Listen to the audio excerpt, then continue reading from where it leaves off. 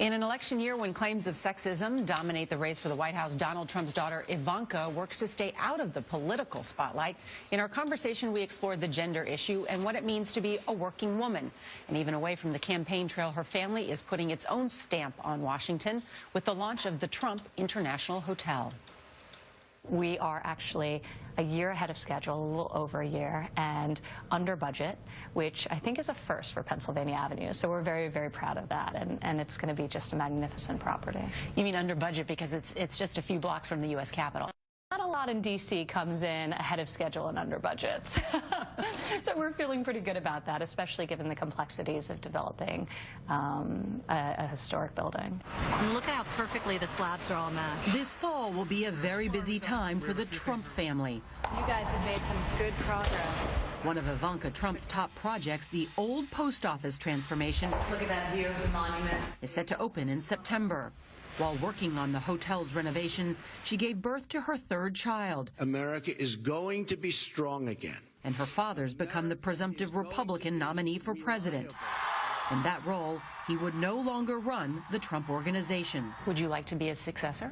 It's not something I prioritize. You know, my brothers and I, early on, we said to one another that as a collective, we could do far more than any of us could do individually. And I really believe that. So for me, title is largely irrelevant. I want to show up at work and love what I do and be able to work on projects that I'm passionate about. This is your office in here. She's especially passionate about curating her own lifestyle brand, featured most prominently on IvankaTrump.com. We wanted to create the ultimate work bag. With everything from style We have a little setup. to parenting advice for the working woman. For me, one of my life's mission is to disrupt these dated concepts of what it really looks like and means to be a working woman. The expression working man is never heard in conjunction, but people still talk about this sort of working woman, and there's a bit of negativity to that connotation. So I think really celebrating the many different ways women are working at their lives and architecting lives that they want to live. It sounds like you want to be in the middle of that disruption. I do. I would be so proud if I could be or play just a small role in changing that narrative. Finding the narrative seems synonymous with Trump these days. While her father's campaign for president has been marked by political frenzy and controversy and the crowds to match, Ivanka's brand and social media are devoid of politics. I am not focused on politics. I'm focused on our business. A business she was raised to run. Did you go to the office when you were a kid? All the time. You did? All the time. Yeah. So after school, I would go, I would come up and sit on the floor of my father's office, and I'd just play. The woman brought up inside the halls of Trump Tower knows of no glass ceilings. The way my father raised me was really informative of how I think about my role as a female and how I view myself in a professional and personal capacity.